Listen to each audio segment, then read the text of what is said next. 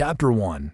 The money I took night I left. The city felt like it was holding its breath. Neon lights flickered against the wet pavement, and every step I took echoed louder than it should have. My bag was heavy to heavy not because of the cash inside but because of what it meant. $8 million. Hers. Elena's. I muttered under my breath. She'll kill me for this. Then don't get caught, Marcus whispered sharply. He was driving, fingers gripping the wheel tight. His eyes darted from mirror to mirror, scanning for headlights that lingered too long. I swallowed hard. She'll find me. You don't know her like I do. Oh, I know her reputation, Marcus said, his voice low but steady. What I don't get is why you didn't do this sooner. Because I loved her, I thought. But I didn't say it out loud. Instead, I let the silence hang heavy in the car. My pulse was hammering so loud I could barely hear the engine. I leaned back and closed my eyes. But that only made it worse. Her face was burned into the back of my mind. Elena Sterling. Billionaire. Ice Queen. My ex. The woman who used to call me her everything and later called me her mistake. You're quiet, Marcus muttered. Second thoughts. I forced a laugh. 8 million reasons not to have second thoughts. But even as the words left my mouth, my stomach twisted. Marcus glanced at me, smirking. Remind me again how you pulled it off. You never gave me the details. I hesitated. Part of me didn't want to relive it, but the other part, the bitter, broken part, wanted to say it out loud, like confessing my crime to someone who wouldn't judge me. She trusted me, I said finally. Too much. I knew the codes, the accounts, the system. I was in her shadow for 3 years, Marcus. She thought I was harmless, and he pressed, and I waited. I waited until she forgot that I was still watching. Then I took it. Marcus whistled. Cold. I like it. It wasn't cold. I snapped. It was survival. The car grew silent again, except for the rain starting to patter against the windshield. My chest tightened. I wasn't just running from Elena, I was running from the person she turned me into. She'll come for you, Marcus said after a long pause. Women like her, they don't lose. Not money, not people, not pride. I know. My throat was dry. The last thing she said to me was, if you ever betray me, I'll bury you alive. Marcus chuckled. But there was no humor in it. Yeah, sounds like her. The road stretched ahead, endless and dark. I thought about the first time I met her. The way she swept into a room like she owned not just the building but the air itself. She chose me, out of all the men who worshipped her, and like a fool, I believed it meant something. But in her world, love was just another transaction. I clenched my fists. She took everything from me, Marcus. My career, my pride, my dignity. She left me with nothing but scraps. So yeah, I took something back. Marcus raised an eyebrow. $8 million isn't scraps compared to what she has. It's nothing, I said bitterly. The rain grew heavier. I could feel the tension crackling in my chest like static. Then my phone buzzed. I froze. One word lit up the screen. Elena. My blood ran cold. Marcus noticed and swore under his breath. You didn't block her. I thought I did. I whispered. The phone buzzed again. A text this time. You think you can run? My hands shook as I read it. Marcus snatched the phone out of my grip and tossed it in the back seat. Ignore it. She's trying to get in your head. But it was already too late. She was in my head. She had never really left. I stared out the window, watching the rain streak down the glass. For a moment, I wondered if I had made the biggest mistake of my life. Not stealing the money, but believing I could ever escape her shadow. Relax, Marcus said, forcing a grin. We'll lay low. New names, new city, new start. By the time she figures out where you are, you'll be gone again. I wanted to believe him. God, I wanted to. But deep down, I knew better. Elena wasn't just a woman. She was a storm. And storms don't stop until they destroy everything in their path.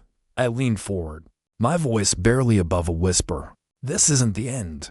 It's just the beginning. Marcus glanced at me, uneasy. What do you mean?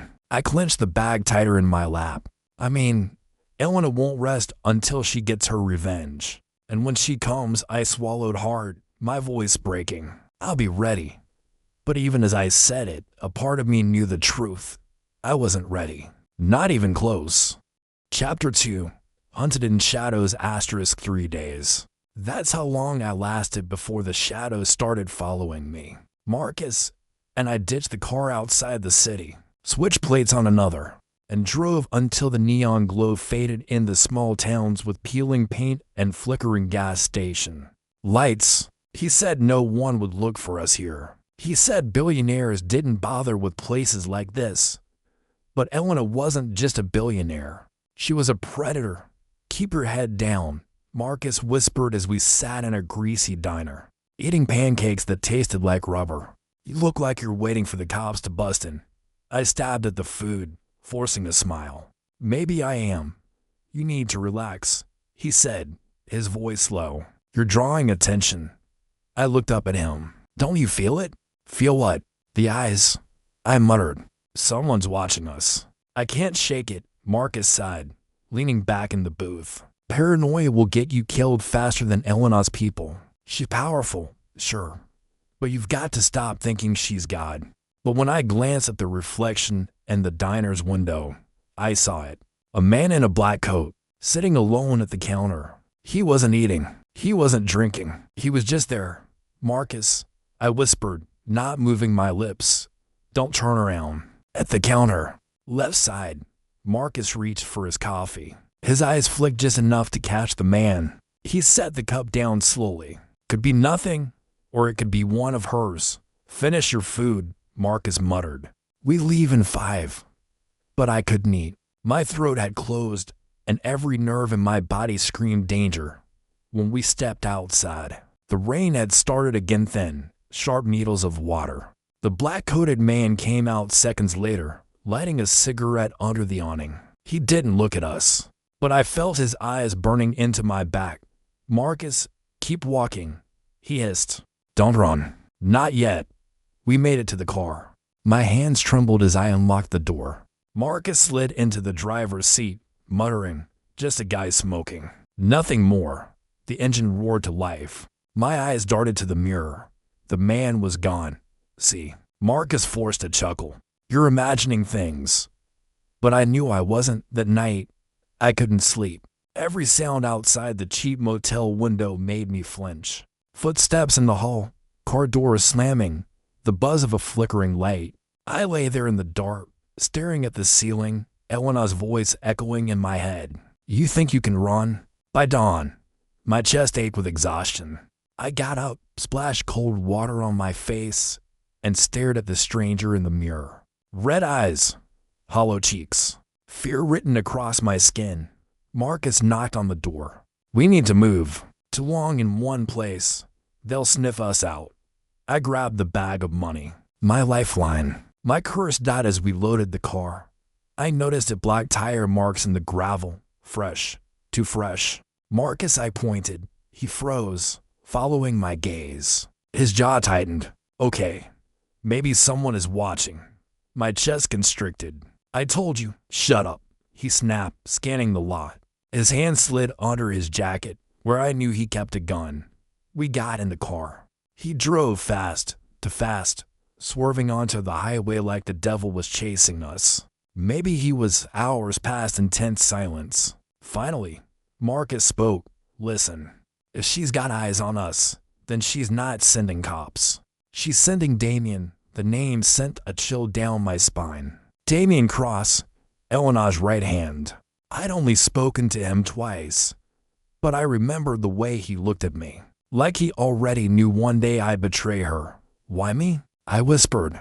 Why not just let me go? Marcus glanced at me, his voice flat.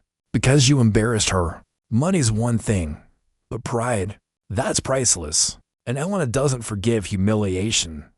I leaned my head against the window, watching the blur of trees and sky. A bitter laugh escaped me. So I'm not running from a woman. I'm running from an empire. Marcus didn't answer. He didn't have to. Deep down, I already knew the truth. Elena wasn't chasing the money. She was chasing me.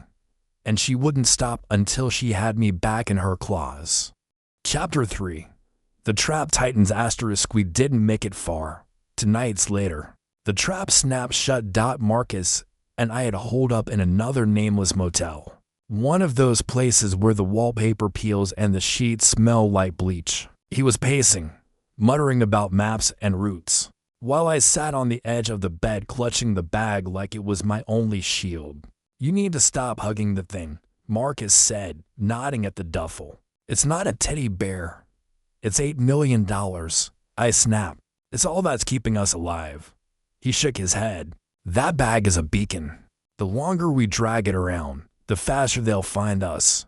I wanted to argue, but I didn't get the chance. A knock echoed through the door. 3 short raps. Firm, confident. Marcus froze. His hand went to his gun. "Room service," I whispered, though I already knew the answer. Marcus shook his head slowly. "They don't knock like that." The air grew heavy. My pulse thudded in my ears. Then a voice came, deep and calm. "Open the door, or I'll open it for you." I knew that voice. My stomach twisted. "Damian," I breathed. Marcus cursed under his breath. "Get in the bathroom. Now." "No," I hissed. "He's here for me." The door creaked as Damian pushed. Marcus aimed his gun, but I grabbed his wrist. "Don't. He'll kill you before you pull the trigger." The lock clicked. The door swung open. There he stood, Damian Cross, tall, broad-shouldered, wearing a black suit that looked too sharp for a place like this. His eyes, cold and steel gray, locked on me. "Elena sends her regards," he said flatly. Marcus raised his gun anyway. 1 step closer, and Damian moved faster than I thought possible. In a blur, he slammed Marcus against the wall, the gun clattering to the floor. Marcus gasped, struggling against the iron grip at his throat. "Let him go," I shouted. Damian didn't even glance at me. His voice was calm, almost bored. "Elena doesn't want you dead. Yet, she wants you broken. She wants to look you in the eye when she takes back what's hers." He released Marcus, who collapsed to the floor coughing. I tried to keep my voice steady. "Tell her she'll never get it back." Finally, his eyes met mine. There was no anger there, no heat, just certainty. "She always gets what she wants." Something inside me snapped. "Not this time." Damian tilted his head, studying me like I was a puzzle he'd already solved. "You think stealing from her makes you strong? It makes you prey. You were never her equal. You were her pet. And now, you're her example."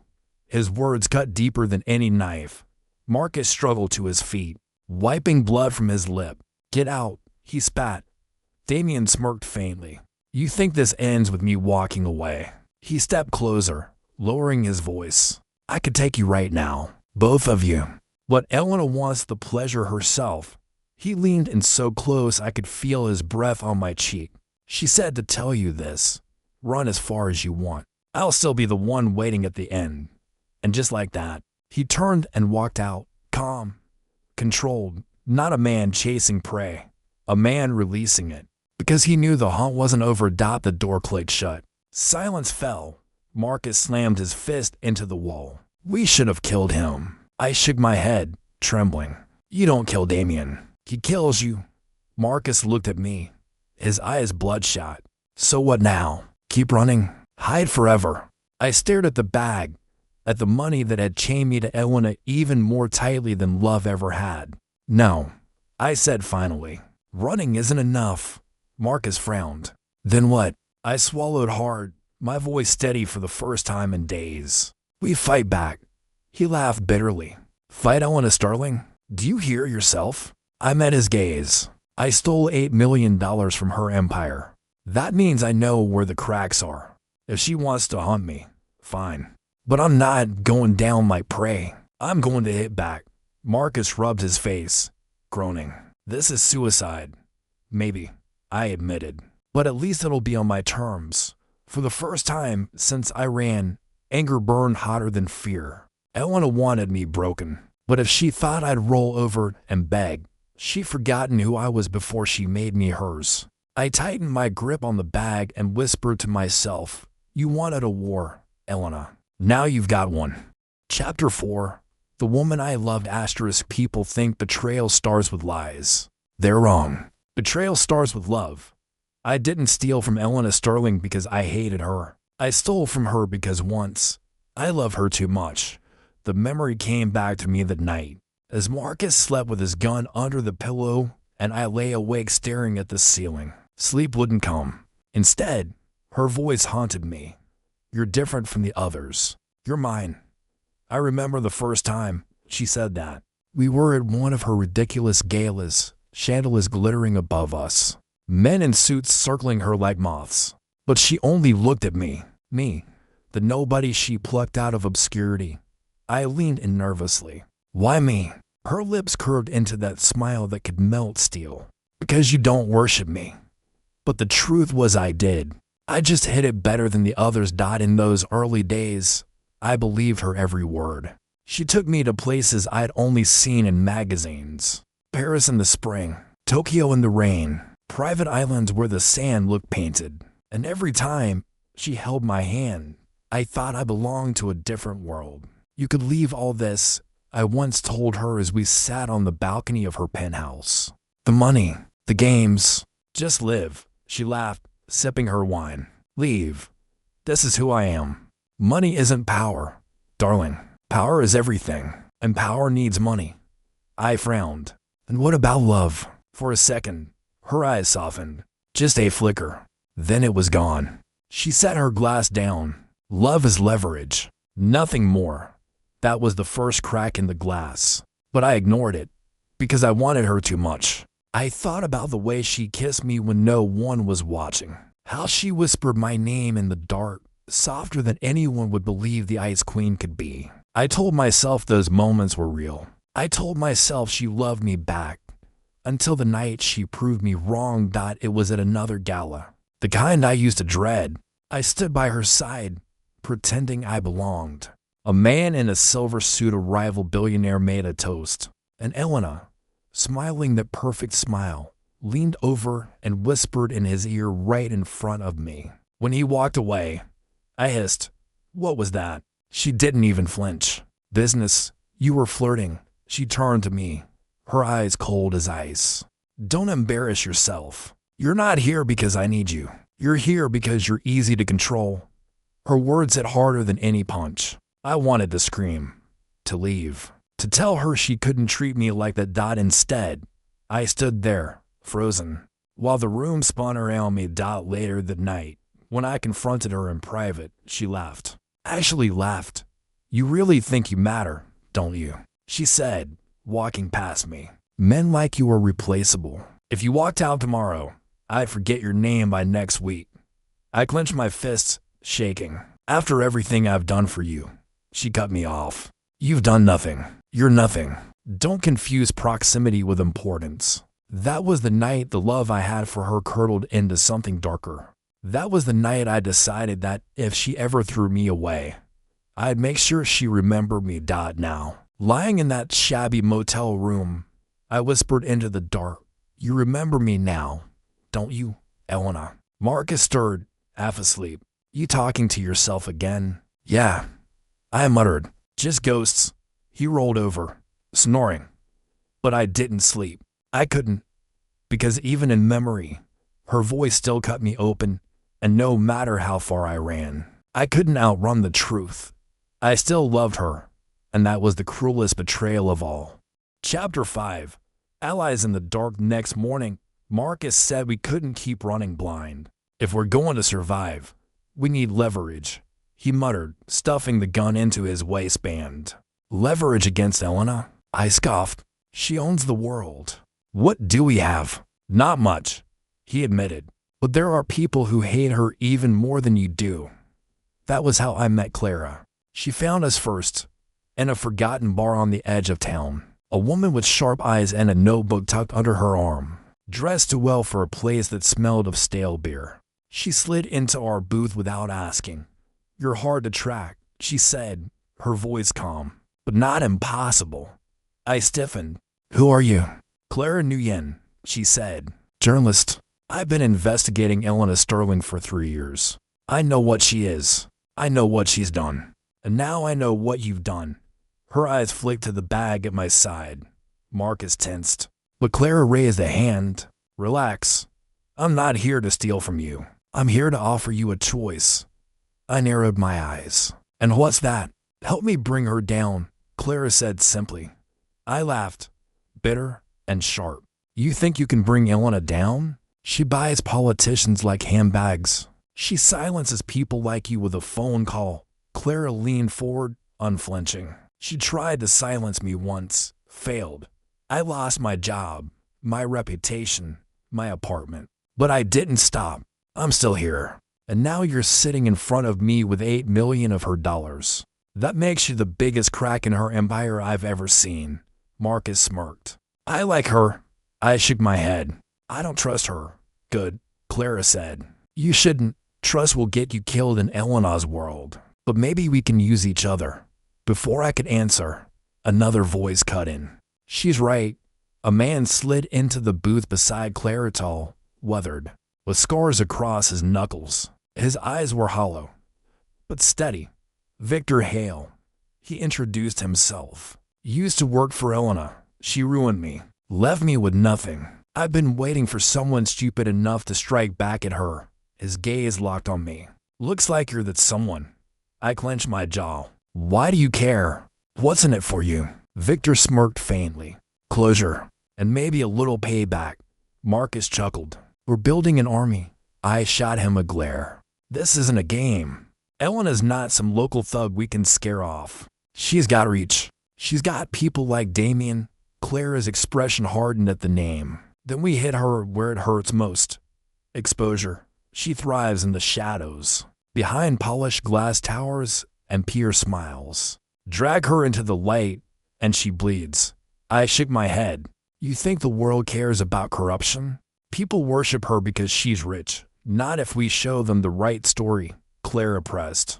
Not if we put proof in their hands. Real proof. And you? She pointed at me. You've been closer to her than anyone. You know her secrets. Her words sank into me like hooks. She wasn't wrong. I did know things. Codes. Deals. People she paid off. Things I buried deep, too afraid to use. Victor leaned forward. So what's it going to be? Keep running until she buries you? Or stand up and finally bury her? The table went quiet. The weight of their stares pressed down on me. Marcus broke the silence first. I say we try. Better to die swinging than hiding. I looked at him, then at Clara, then at Victor. 3 strangers bound by one enemy. My gut twisted. Trusting them could be suicide. But not trusting them? That was guaranteed suicide. Finally, I exhaled. Fine, we do it. But on one condition. Clara raised an eyebrow. What's that? If this goes south, if Elena gets me, don't try to save me. Just finish the job. Make sure she falls. Clara's eyes softened for the first time. Deal. Victor gave a curt nod. Marcus smirked. And just like that, I realized something terrifying. I wasn't running anymore. I was plotting a war. Chapter 6. Playing with fire. My hands hovered over the burner like it was about to bite me. Clara and Victor had left me alone in a rented kitchen while Marcus scoped a safe house. The kettle hissed. Outside, rain tapped a restless rhythm. I stared at the phone on the table and thought about throwing it into the sink. Instead, I dialed. It rang twice, 3 times. On the 4th ring, she answered. Her voice was cool, composed, like she was reading lines for some elegant play. Hello, Elena said. Miss me? My throat tightened. You always pick up.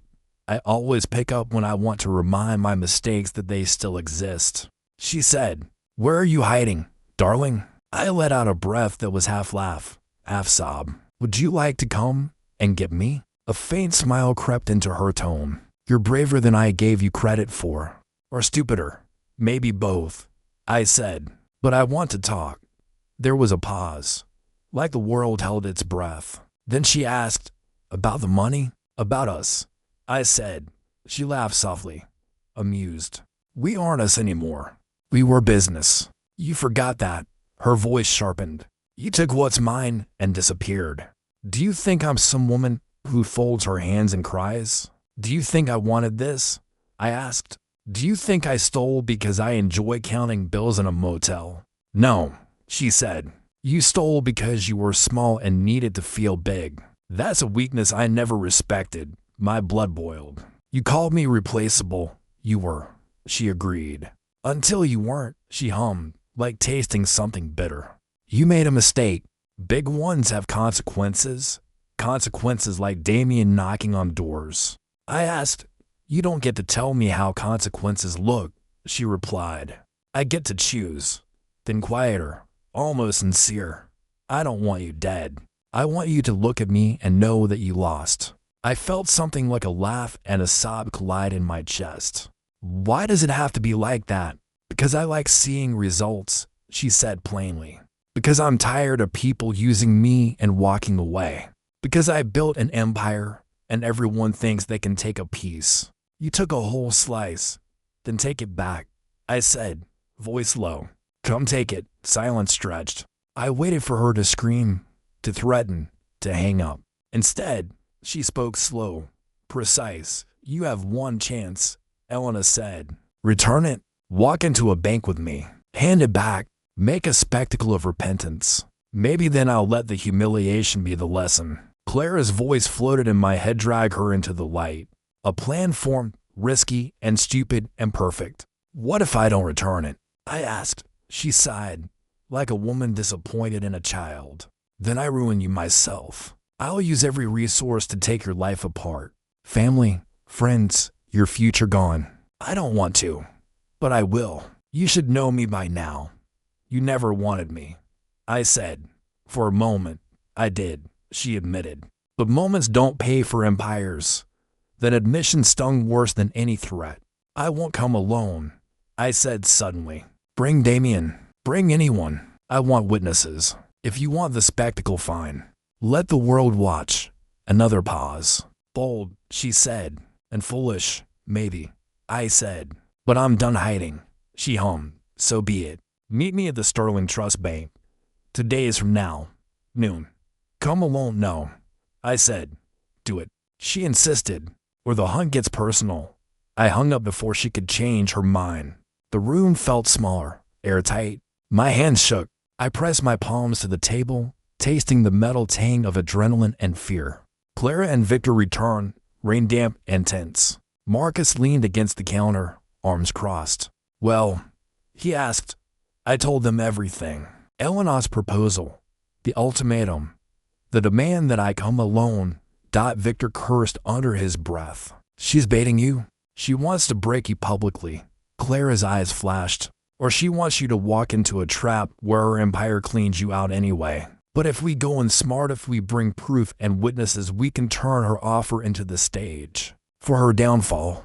How? Marcus asked. We can't just walk into her bank carrying evidence like we're delivering it with a bow. Clara's lips tightened. No, we make it look like surrender. I leak the story the second you hand back the bag. Victor will have backup copies. We'll have cameras, witnesses, a journalist's flood of articles ready to launch. We force her hand. If she refuses, she looks like the tyrant she is. If she accepts, she'll be exposed. Marcus laughed, sharp and nervous. So we walk into a lion's den with a megaphone and hope someone lights the match? That's about the size of it, I said. And if it fails? Victor asked. Then we die trying, I said. But at least it'll be on my terms. Clara nodded. We prepare. We rehearse. I'll make sure the press is poised.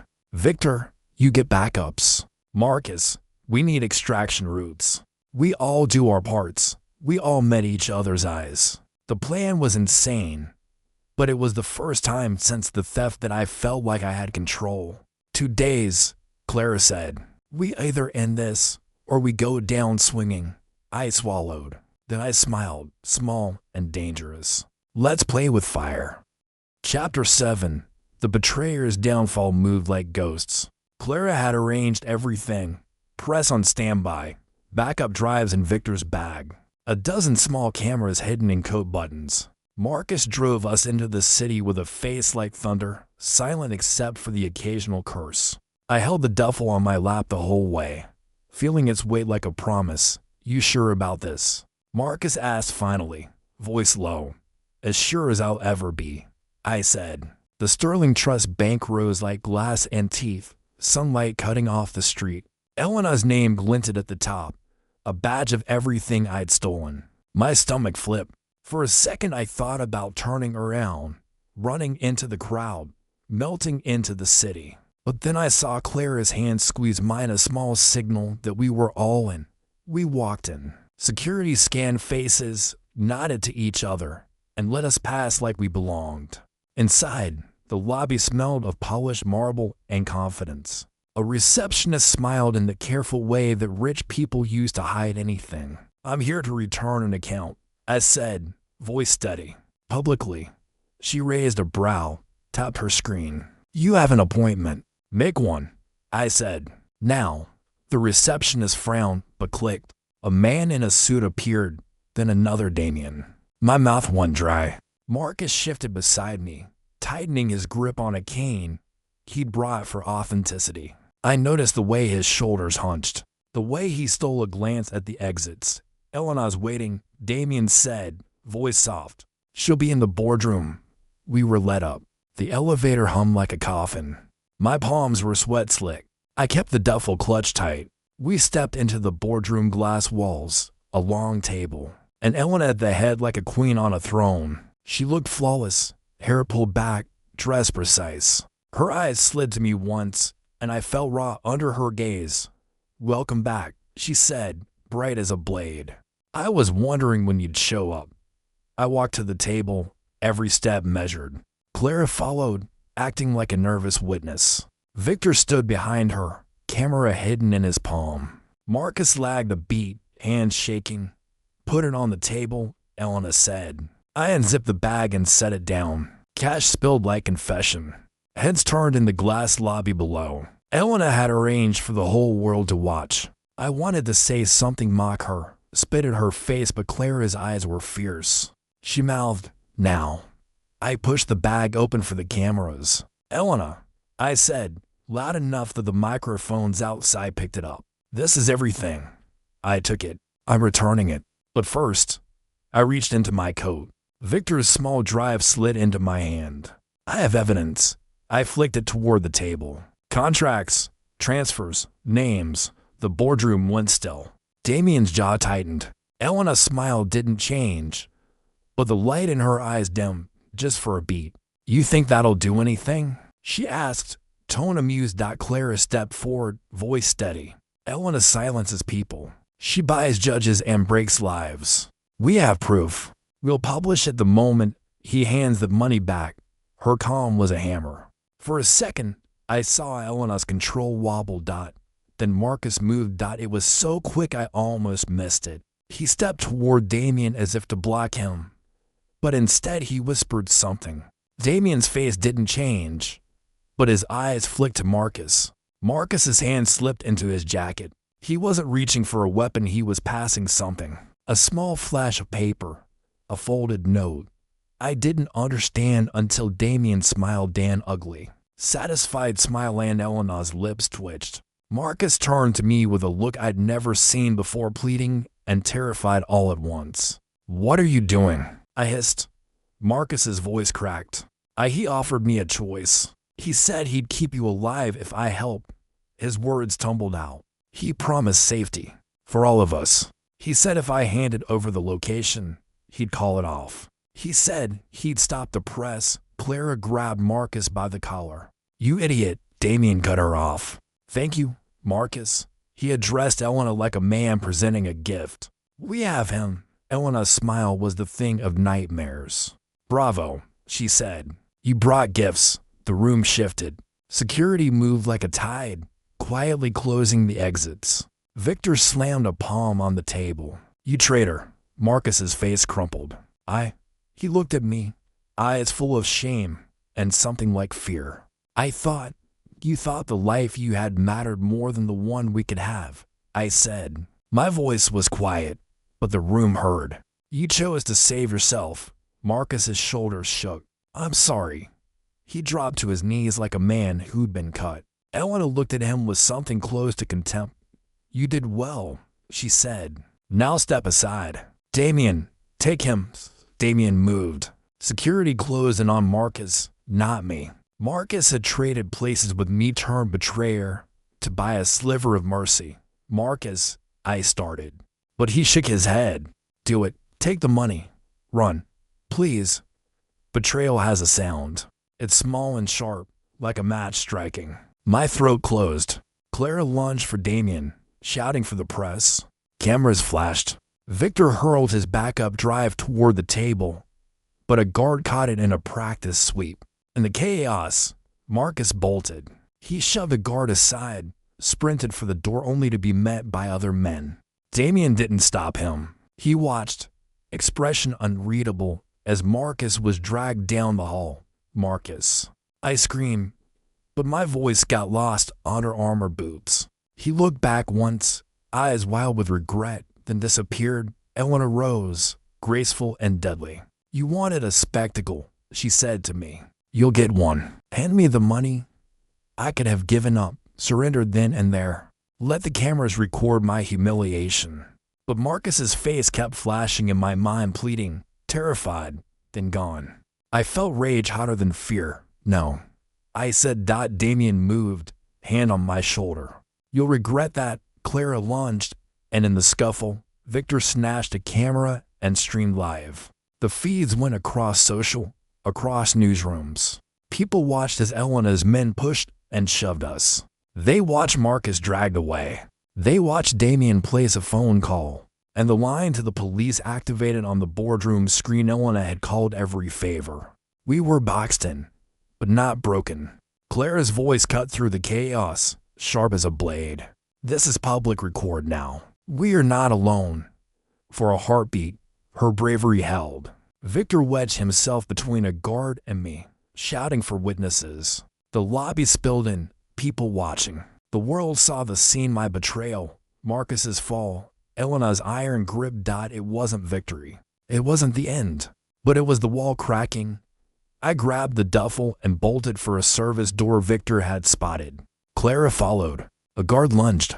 I threw an elbow, felt it connect, and we slipped into the stairwell, breath burning in our lungs. Behind us, alarm screamed. Marcus's name echoed faintly, shouted by someone in the hall. I didn't look back. We made it out a different exit, breathless and raw. In the alley, Clara clutched the remaining drive like a talisman. Victor leaned against the wall, folding into himself. Marcus? I asked, voice small. Victor closed his eyes. They took him to an interrogation wing. Damian's people will make an example. Something in me emptied. I had wanted revenge, but I never wanted Marcus to burn like this. He had been my friend, my coward, my betrayer. Now he was a lesson Elena would use to keep everyone else in line. I tightened my fist around the duffel. The city roared above us, ignorant and hungry. Did we get it? I whispered. Clara handed me a tiny chip, one copy of the files. Enough to start, she said. Her voice was raw. But you lost Marcus. I swallowed a sob. He betrayed me. He betrayed himself, Clara said. And he paid. We melted into the crowd, carrying the weight of a partial victory and a fresh wound. The war was on, but the price was higher than I'd imagined. And somewhere inside me, a small, bitter regret began to grow.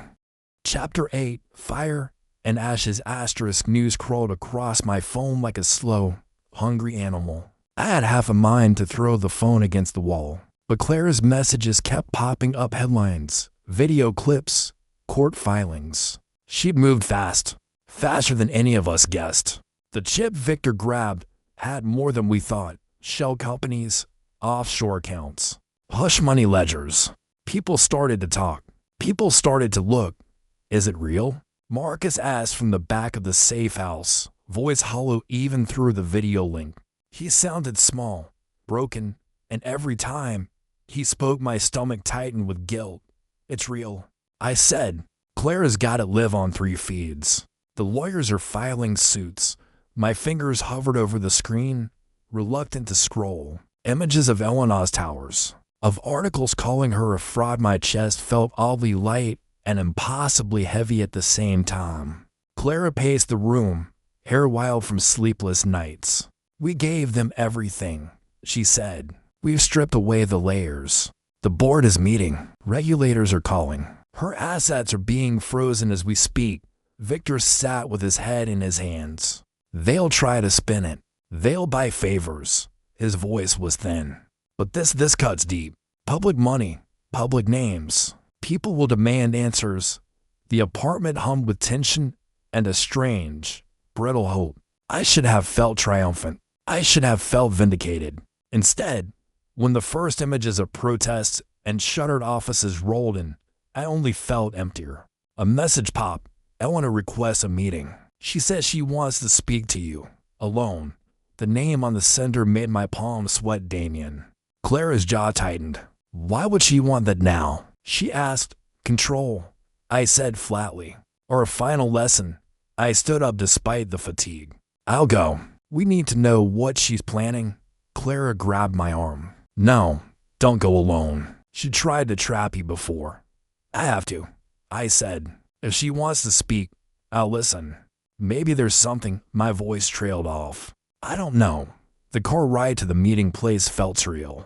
Elena had chosen somewhere small and neutral, a private tea room in an old hotel, away from cameras but with glass that let the city watch. She arrived like she always did, calm, immaculate, like ash on velvet. Elena, I said, keeping my voice even. You wanted to see me.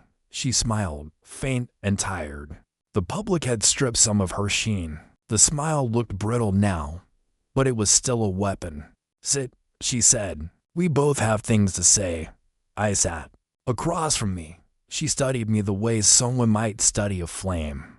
Look at this mess, she said quietly, eyes on the window. I built something. People's lives, companies' donors. It's all chaos. There was no pleading in her voice, only grim assessment. You built it on greed. I said before I could stop myself. You use people. She looked at me, and for one impossible second I saw the woman who'd once kissed me. As if we were the only two people on earth. It vanished. Power requires sacrifice, she said. You know that. So you destroyed people to protect it. My tone was sharper than I meant, she sighed. Everyone makes their choices. I made mine. Her hands folded. You hurt me, and I hurt back. That's the world we live in. You could have just left me, I said. You didn't have to humiliate me the way you did. She leaned forward. You left me first. No, I said. I took what you'd stolen from others. She smiled, a shadow of the old cruelty. And what do you want now? Applause. Forgiveness. Something simpler, I said. Closure. Elena's eyes flicked to the street, where a small cluster of protesters chanted and held signs. They'll take the towers, she said. They'll slice the companies. Friends will vanish. I'll lose everything, and I'll learn to live without it, she said. Maybe I'll be forced to be smaller. Maybe it will teach me humility. Her voice held no irony, only exhaustion.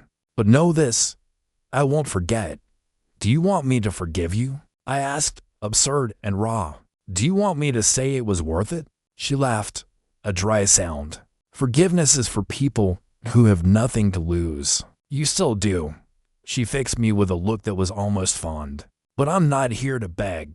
There was silence between us, heavy and strange. The city outside pulsed with noise, with voices that had finally found each other. Elena, I said, standing. You wanted me broken. You wanted spectacle. You nearly broke Marcus.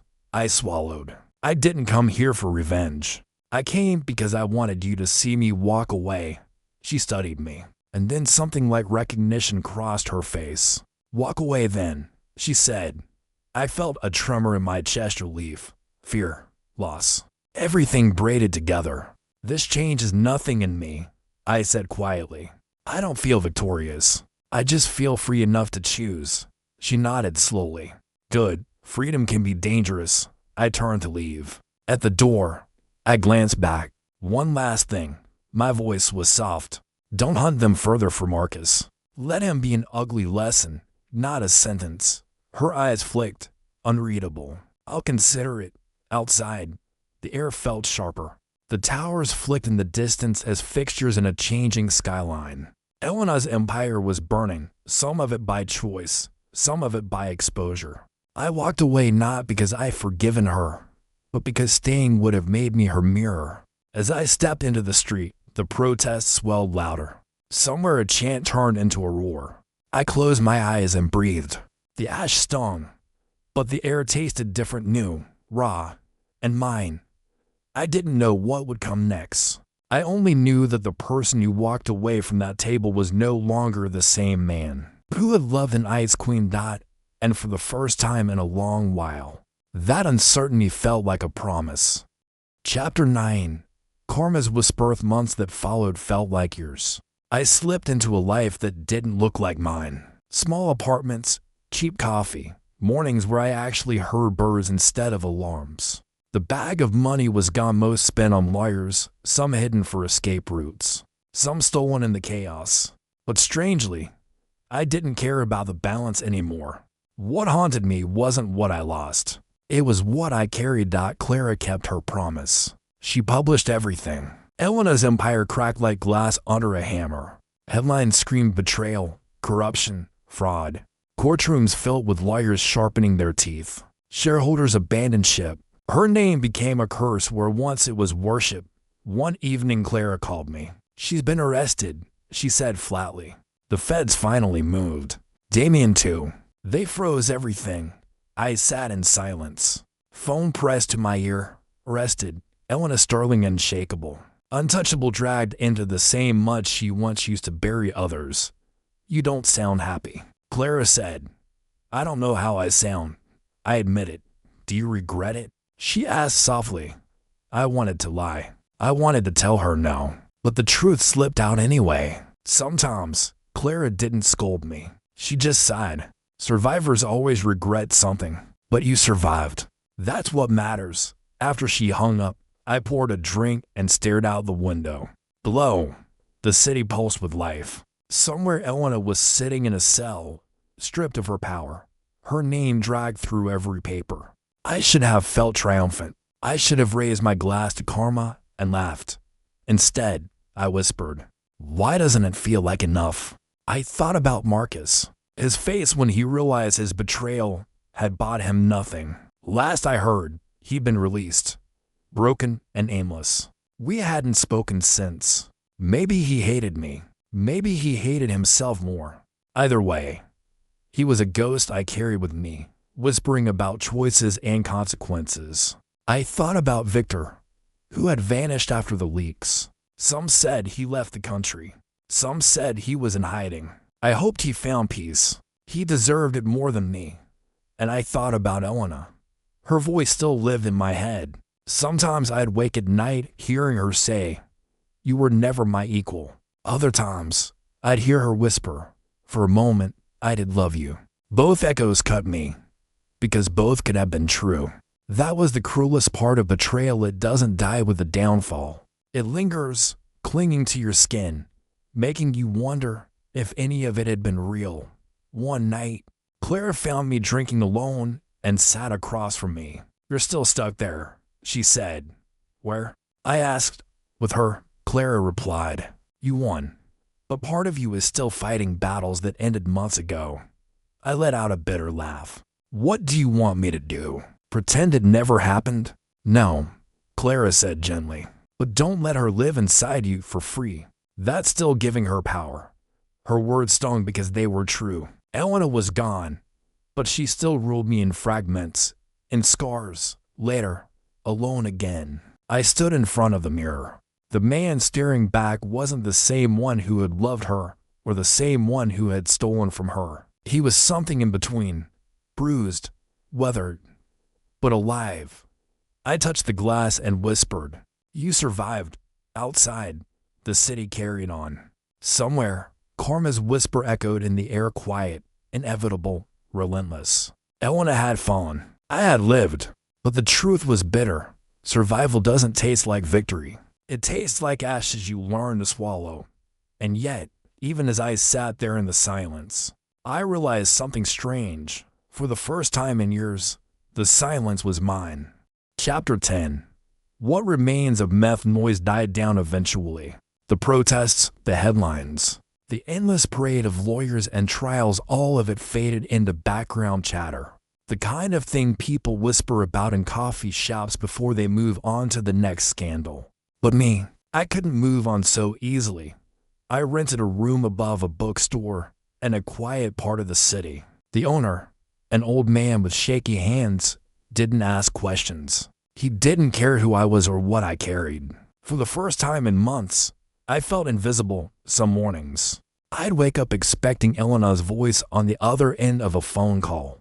Other mornings, I'd dream of Marcus, his face streaked with regret as he was dragged away. Some nights, I'd jolt awake, heart pounding, convinced Damian was at the door. But the world had moved on, and all I had left were ghosts. Clara checked in sometimes, her voice steady over the line. "We did it," she'd remind me. "She's gone. The empire's dust." I know, I'd answer. But knowing and feeling were two different things. One afternoon, I walked past one of Elena's towers. The building was half empty, its glass windows reflecting a city that no longer needed her. A banner hung across the lobby, for lease. I stood there a long time, staring up at it. For years, that tower had been untouchable, a symbol of her reign. Now it was just another piece of real estate waiting for the next buyer. A young couple walked past me, holding hands, laughing. They didn't even glance at the building. To them, it was just another structure, another part of the skyline. Elena's legacy was already fading, dissolving into memory. I whispered to myself, so this is how power ends. And yet, no matter how much she had lost, I couldn't shake her from me. She had carved herself into my bones. Every insult, every touch, every betrayal etched deeper than ink. I sat on the bookstore roof that evening, watching the sun sink into the horizon. The sky burned orange and red, fading into ash-colored gray. It looked like fire dying, like something once fierce learning to be quiet. That's what I felt like. Fire and ashes. I thought about forgiveness. Could I forgive Elena? Could I forgive Marcus? Could I forgive myself? The answer, whispered in the wind, was unclear. Maybe forgiveness wasn't the point. Maybe survival was enough. But even survival came at a price. I wasn't the man I used to be, the one who believed in love and loyalty and happy endings. That man had been buried the night Elena called me irreplaceable. What stood in his place was someone sharper, someone colder, someone who had seen what love could turn into when it was twisted by power. I closed my eyes and let the thoughts settle. I had loved her, truly, deeply, stupidly, and in some small, broken way, maybe part of me still did. That was the scar I'd never get rid of. But scars are proof that you lived through it. As the last of the light faded, I spoke aloud, like I was telling the world my confession. I don't know if I regret it. I don't know if I regret taking the money. I don't know if I regret leaving her. All I know is I'm still here. The city lights blinked on, one by one, like stars being born. I wondered if Elena was watching them from a cell, or if she still believed she'd rise again. Maybe she would. People like her had a way of surviving disasters. But whether she rose or not didn't matter anymore. Not to me. Because for the first time in years, my life was mine. My choices were mine. My mistakes, my survival, my scars, they all belong to me. What remains of me isn't the man she loved, or the thief who stole from her, or even the fugitive she hunted. What remains of me is something harder to define. A man who walked into fire and walked out carrying ashes.